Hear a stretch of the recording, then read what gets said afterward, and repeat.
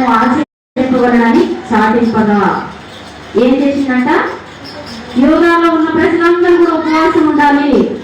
ఈ సమస్య నుండి మనం బయటపడాలంటే యోగాలో ఉన్న ప్రజలందరూ కూడా ఉపవాసం ఉండి ప్రార్థన చేయాలని చెప్పని చాటింపు వేయించిందంట. ఎవరు? యెహోషాపాతు రాజు చాటింపు వేసిందంట. అర్థమవుతుందని చెప్పేది? యెహోషాపాతు చాటింపు వేసిందంట. ఎవరికి చాటింపు వేసిండు? ఆ యోగా ప్రజలందరూ కూడా. మనకు కూడా ఉపవాస కూడికలు ఉన్నాయని, మీటింగ్స్ ఉన్నాయని కొన్ని దినాలు ఉపవాసం ఉన్నామని చెప్తే చాటింపేకి అవసరం లేదు. మన పెద్ద సంఘం కాదు, ఊరు మొత్తం అయితే చాటింపు అవసరం. కానీ ఆ 20-30 మందికి 40 మందికి చాటింపు అవసరం లేదు కదా. ఎన్నిసార్లు చెప్పినా కానీ 12, 13, 14 సార్లు ఉపవాస ప్రార్థన ఒకళ్ళు కూడా ఇష్టం లేదు కదా. మరి కనీసం ఉపవాస ప్రార్థన అంటే మీరు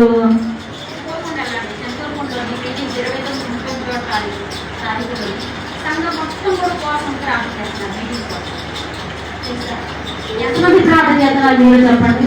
ఉపవాసం ఉండకపోయినా ప్రార్థన చేసేవాళ్ళు చేతులు ఎత్తండి. మీటింగ్ కోసం చేస్తున్నారా? సేవకుల కోసం ప్రార్థన చేస్తున్నారా? చాలా సంతోషం. అవసరమైతే కడుపు కట్టుకొని ఉపవాసం ప్రార్థన చేయండి, మంచిది. ఎందుకంటే ఇక్కడ యోధా జాతి అంతటి కూడా చాటింపు వేయించిందట యెహోషాపాతు. ఎందుకంటే శ్రమ మన మీదికి రాబోతుంది కాబట్టి మనము విజయం సాధించాలంటే మనం ఉపవాసం ఉండి ప్రార్థన చేయాలని యోధా జాతికి అంతటి కూడా చాటింపు వేయించిందంట. చాటింపు వేయించినప్పుడు ఆ చాటింపగా యోధా వారు యెహోవా వారిని సహాయం వేడుకుంటే కూడుకుంటారు. ఎక్కడ కూడుకుంటారు మరి చెప్పండి? ఎక్కడ కూడుకొని ఉంటారు? ఎవరింటి గారు కూడుకున్నా ఎవరు కాదు. ఎందుకంటే ఒకరిని ఒకరు పడదు, శత్రువులు కదా. దేవుడు పెట్టడం చెప్పుకుంటారు కానీ చాలా శత్రుత్వం అన్నమాట. వారింటికి నేరాటం ఏంటి, ఆపదరికి నేరాటం ఏంటి అనుకొని చాలా మంది కూడా శత్రుత్వం ఉంటారు. ఇక్కడ అందరూ కూడా కూడుకున్నారంట. కూడుకున్నారంటే ఎక్కడ కూడుకున్నారు? దేవుని మందిరంలో కూడుకున్నారంట.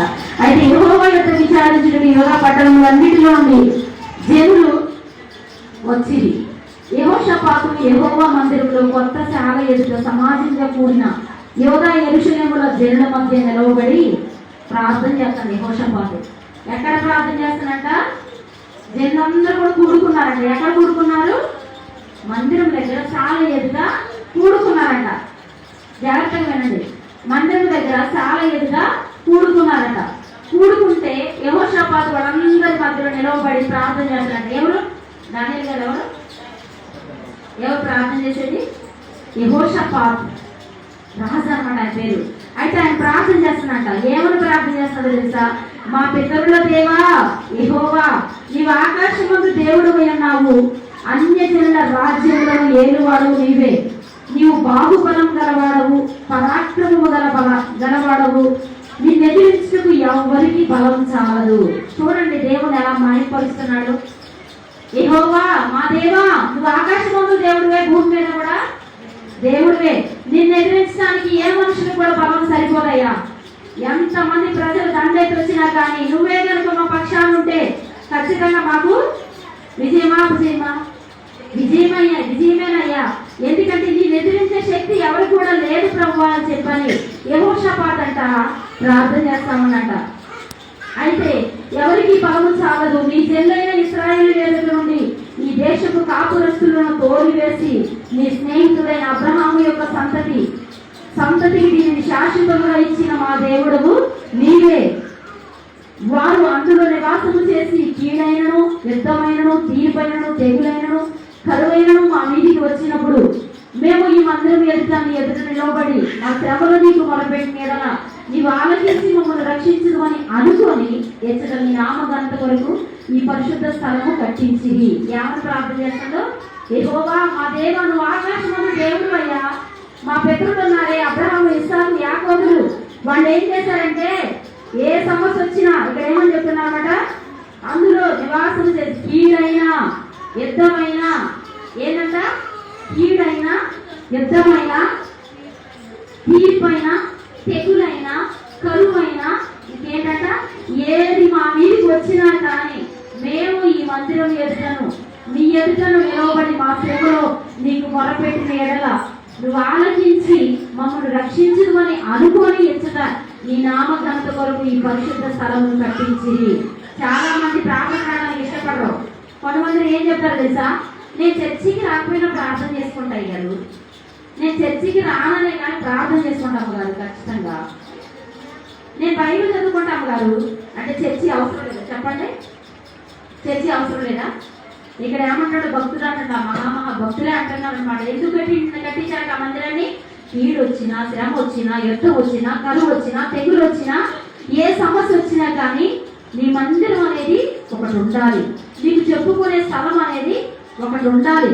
కాబట్టి ఆ స్థలానికి వచ్చి మనం ప్రార్థన చేస్తే దేవుడు అంట ఏం చేస్తాడంట? ఆలోచిస్తాడంట. నమ్ముతున్నారా చెప్పండి? నమ్ముతూ కానీ చెయ్యం. ఎన్ని సమస్యలు వచ్చినా ఇంట్లోనే సతమతమైపోతాం కానీ దేవుడి మందిరానికి రాము, మొరపెట్టం. ఎలా కార్యాలు జరుగుతాయి చెప్పండి? ఎలా మేలు జరుగుతాయి? ఎలా విడుదల వచ్చింది?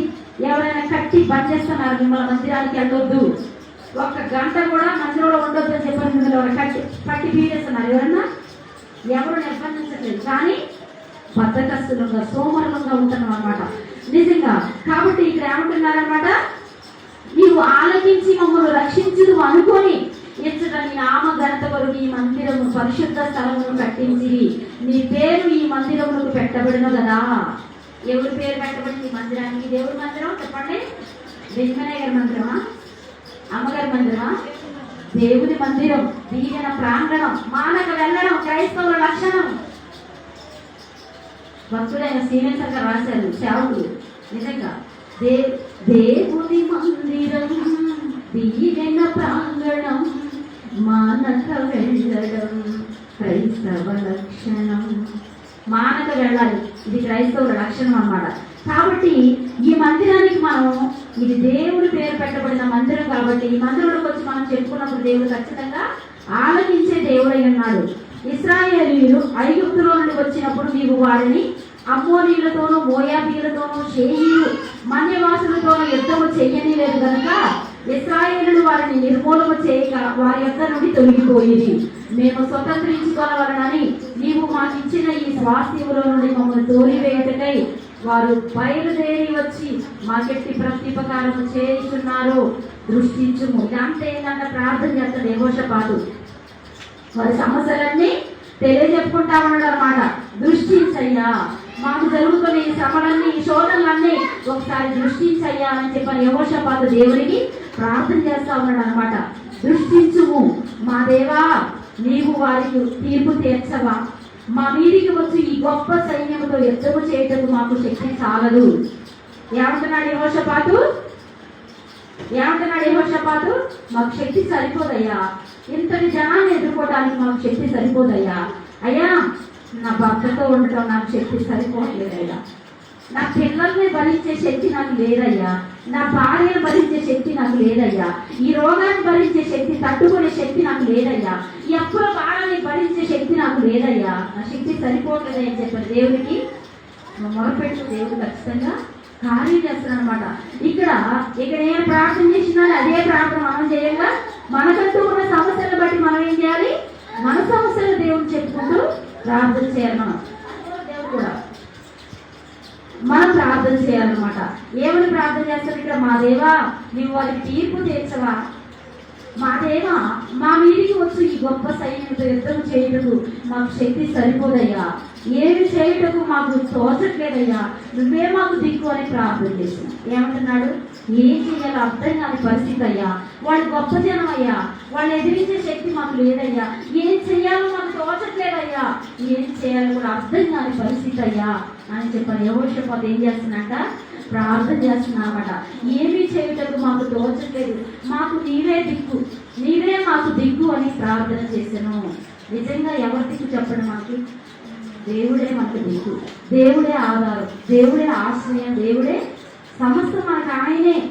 ఆయనే మన అంట, కొండ, గంట అన్నీ కూడా. కాబట్టి మనం ఆయనకి ఏం చేయాలి? మొరపెట్టాలి. నీవే మాకు దిక్కు అని చెప్పని ప్రార్థన చేసాను. యోధా వారందరూ తమ శిశువులతోనూ, భార్యలతోనూ, పిల్లలతోనూ యెహోవా సన్నిధిని నిలవబడి ఏం చేశారట? యూదులు అందరూ కూడా శిశువులతో కూడా, పసి పిల్లలను కూడా తీసుకొని ఎక్కడికి వచ్చారంట? యెహోవా మందిరానికి వచ్చారంట. ఏమన్నది ఇక్కడ? యోధా వారందరూ తమ శిశువులతోనూ, భార్యలతోనూ, పిల్లలు. శిశువులు ఎవరు? పిల్లలు ఎవరు చెప్పండి? శిశువులు అంటే ఎవరు? పాములాంటి పిల్లలు శిశువులతోనూ భార్యలతోనూ పిల్లలతోనూ యెహోవా సన్నిధిని నిలవబడి. అప్పుడు మత్తనియాకు పుట్టిన యెహీయేలు కుమారుడైన బెనాయాకు జననమైన జకర్యా కుమారుడును ఆసాపు సంతతి వాడునైన లేవీయుడునకు యెహజీయేలు సమాజంలో ఉండెను. యెహజీయేలు అనే ఆయన ఆ సమాజంలో కూడా ఉన్నాడంట. యెహజీయేలు సమాజంలో ఉండెను. యెహోవా ఆత్మ అతని మీదికి రాగా అతడు ఇలాగ ప్రకటించెను. యెహోవా ఆత్మ అప్పుడు వాళ్ళందరూ సంఘం అంతా కూడా ఏక మనసుతో దానియేలు గారు నిద్రపోవద్దు. ఏక మనసు సంఘం అంతా శిశువులు పిల్లలు భార్యలు భర్తలు అందరూ కలిసి ప్రార్థన చేస్తా ఉంటే దేవుని ఆత్మ అంటే అక్కడికి వచ్చిందంట. ఎవరి దగ్గరకు వచ్చింది? దేవుని ఆత్మ యెహజీయేలు దగ్గరకు వచ్చిందంట. యెహజీయేలు దగ్గరకు వచ్చిందంట. యెహజీయేలు మీదకి వచ్చిందన్నమాట. దేవుని ఆత్మ అతని మీదికి రాగా అతడిలాగు ప్రకటించెను. ఈనాడు దేవుని ఆత్మ వచ్చిందని గంతులేస్తున్నారు, దేవుని ఆత్మ వచ్చిందని ఎగురుతున్నారు, దేవుని ఆత్మ వచ్చిందని భాషలు మాట్లాడుతున్నారు. కానీ దేవుని ఆత్మ మీదకి వచ్చినప్పుడు నేను ఎగిరిందా? ఎగరలేదు. కానీ దేవుడు మాట్లాడుతున్నాడు. దేవుని ఆత్మ అతని మీదికి రాగా అతడిలాగు ప్రకటించెను. యోధావారులారా, యెరూషలేము కాపురస్తులారా, యెహోషాపాతు రాజా, మీరందరూ ఆలకించండి. ఎవరెవరు చెప్తాడు?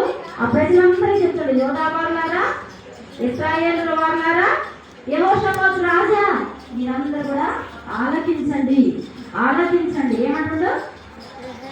యెహోషాపాతు రాజా, మీరందరూ ఆలకించుడు. యెహోవా సెలవిచ్చినది ఏమనగా, ఈ గొప్ప సైన్యములకు మీరు భయపడకుడి, చెడియకుడి.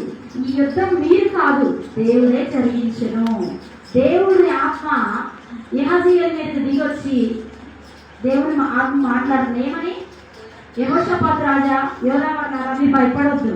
ఈ యుద్ధం మీరు కాదు చేసేది. ఎవరంట? దేవుడే ఈ యుద్ధాన్ని చేస్తున్నాడు. కాబట్టి మీరు భయపడవద్దు అని చెప్పని ధైర్యపరుస్తున్నమాట. నిజంగా ఎప్పుడైనా మీకు అనిపించింది మీరు భయపడుతున్న సందర్భాల్లో సేవకులు కానీ ఏం కాదు నాకు భయపడమాక అన్నప్పుడు ఏమన్నా ధైర్యం వచ్చిందా? చాలా మంది చెప్తా ఉంటారు. నిజంగా అసలు ఆ మాట చెప్పినప్పుడు నాకు చాలా ధైర్యం వచ్చింది అమ్మగారు అని చెప్పాను. నాకు చెప్పిన వాళ్ళు చాలా మంది ఉన్నారనమాట. ఇక దేవుడే దిగి వచ్చి మాట్లాడినప్పుడు వాళ్ళకి ఎందుకు ధైర్యం చెప్పండి? భయపడ్డ వాళ్ళంతా ప్రార్థన చేసిన తర్వాత దేవుడు వాళ్ళని ఏం చేస్తానంట? ధైర్యపడుతుంది. మీరు భయపడొద్దు, జరిగొద్దు. ఈ యుద్ధం మీరు కాదు, దేవుడే జరిగించు. రేపు వారి మీదకి పోండి. వారు జీసువను ఎప్పుడు మార్గంలో వచ్చారు ప్లేస్ కూడా చూపిస్తున్నాను అనమాట. మీరు భయపడొద్దు, మీరు కాదు యుద్ధం చేసేది, దేవుడే యుద్ధాన్ని చేయబోతున్నాడు. కాబట్టి మీరు పలానా ప్రాంతానికి వెళ్ళండి అని చెప్పని ఆ స్థలానికి దేవుడు వెళ్ళమని చెప్పిండు అనమాట. వెళ్ళినప్పుడు అప్పుడు ఏం చేస్తుంది తెలుసు? అప్పుడు యెహోషాపాతు 18వ వచనంలో సాష్టాంగ నమస్కారం చేసెను. యోధావారును యెరూషలేము కాపురస్తును యెహోవా సన్నిధిని సాగిలపడి నమస్కరించిరి.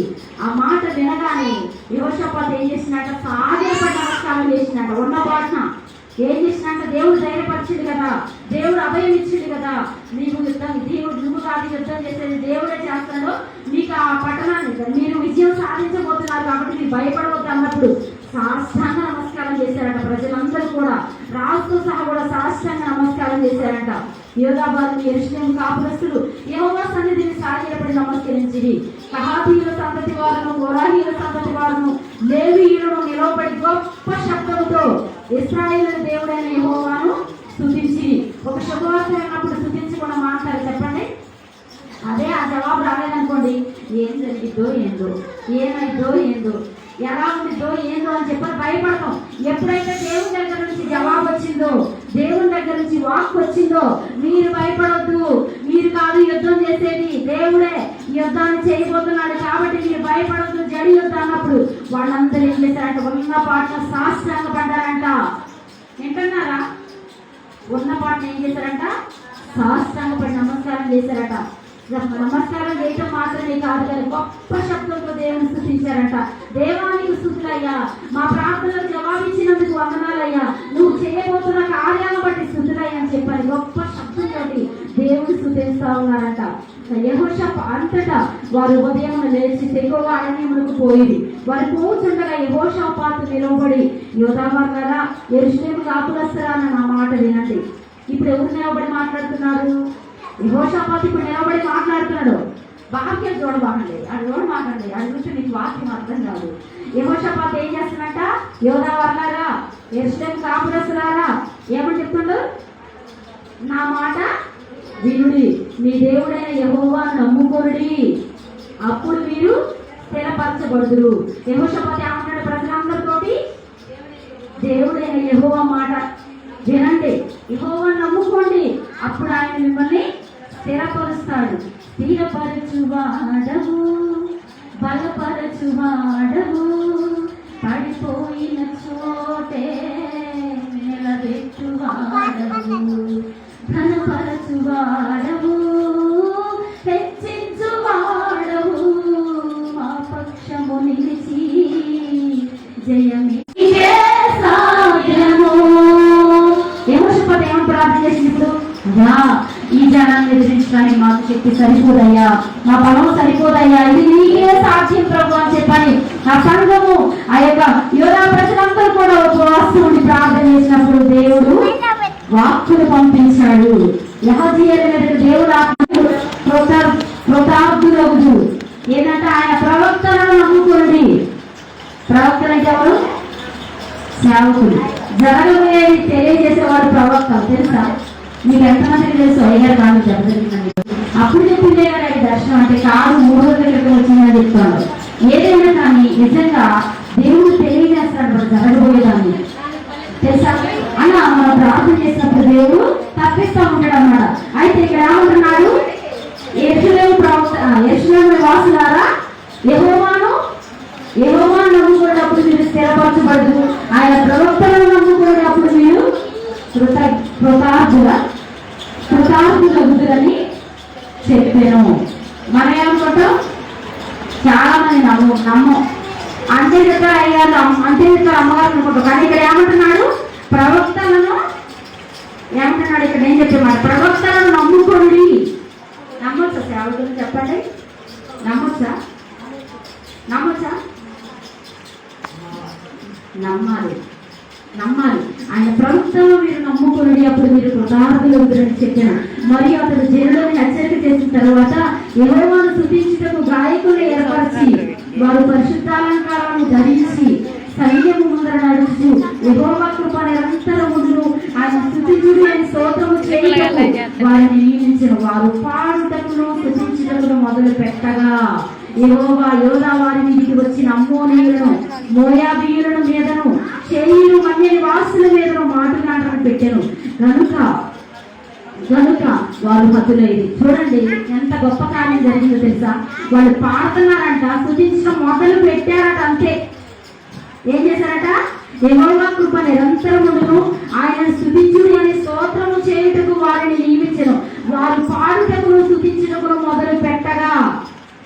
మొదలు పెట్టగానే దేవుడు అద్భుతం చేసింది తెలుసా? మొదలు పెట్టగా యెహోవా యోధా వారి మీదికి వచ్చిన అమ్మోనీయులను, మోయాబీయులను, శేయీరు మన్య వాసుల మీద మాటలాడని పెట్టిన దానికి వారు హతులయ్యి. ఎవరు పెట్టారంటే ఇక్కడ మాటలాడని? మనుషులు పెట్టారా? దేవుడే మాటలాడని పెట్టిందంట. చూడండి, వాళ్ళకి తెలియకుండానే మాటలాడని పెట్టేసరికి ఆ అమ్మోనీయులు, ఎవరెవరు? మోయాబీయులు, అమ్మోనీయులు, శేయీరు మన్య వాసులు అందరూ కూడా ఏమైపోయారంట? హతులైపోయారంట. దేవునికి స్తోత్రం కలిగిందాక. దేవునికి అసాధ్యమైనది ఏదైనా ఉన్నదా చెప్పండి? ఎంత అద్భుతాన్ని చేసినాక, ఆశ్చర్యాన్ని చేసిండు. మనం కూడా మొదలుపెడదాం. దేవుడు ఏదో ఒక సమయంలో, ఏదో ఒక రూపంలో దేవుడు మన సమస్యను తొలగించడానికి చెప్పండి. తొలగించడా? ఎప్పటికైనా మేలే చేస్తాడు, ఎప్పటికైనా మేలే చేస్తాడు, కీడు జరిగిన మేలు కొరకే చేస్తాడు, అపార్థము చేసుకొనవద్దు, యేసయ్యనెప్పుడు అపార్థము చేసుకొనవద్దు. అభిషేక్ రాసిన పాట. ఎప్పటికైనా దేవుడు మేలే చేస్తాడు, కీడు జరిగినా కానీ మేలు కొరకే చేస్తాడు. నేను అనుకున్నా, ఎంతమంది తెలుసా? పోయిన సంవత్సరం నా 3 సంవత్సరం మీటింగ్ పెట్టినప్పుడు అయ్యగారికి డెంగ్యూ ఫీవర్ వచ్చింది. కెమెరా పెట్టుకొని అంత పరిచయం చేశారు. నేను అనుకునేది దేవుడు ఒకవేళ అతిగా కష్టపడకుండా దేవుడు రక్షించారేమో అనుకోలేదు. నిజంగా డాడీ రాత్రి 1:00 కూడా చాలాసేపు బాధపడకుండా ఏడుతా ఉండవు. నాన్నగారికి ఏదైతే నేను చచ్చిపోలేదు, నేను చచ్చిపోకుండా తెలుసా తిరిగి తనంతో నేనన్నా దేవుడు ఇది శ్రమ దేవుడు మేలు సాధించాడు తెలుసా. అసలు ఎందుకు వాటి భయపడుతున్నా తిరిగి వాళ్ళగా మనం ఉండకూడదు. ఇది మేలు కోసమే దేవుడు ఇది ఖచ్చితంగా అనుమతించిండు. పోయినసారి డెంగ్యూ జ్వరం వచ్చినప్పుడు దేవుడు వాడుకోలేదా? దేవుడు అన్యాయస్తుడు కాదు, భయపడతాడు చెప్పిన తర్వాత అప్పుడు ఎప్పుడు పడుకుందో ఏడ్చుకుంటా. కాబట్టి నిజంగా మనం భయపడద్దు అనమాట, అపార్థం చేసుకోవద్దు. ముందు ఎందుకు ఇట్లా జరిగిందంటే ఖచ్చితంగా మేలు కోసమే, ఖచ్చితంగా దేవుడు మేలు కోసమే చేశాడని చెప్పని ప్రభు పేరు మీకు అందరికీ తెలియజేస్తున్నా. మొదటి అంశాన్ని మర్చిపోకూడదు.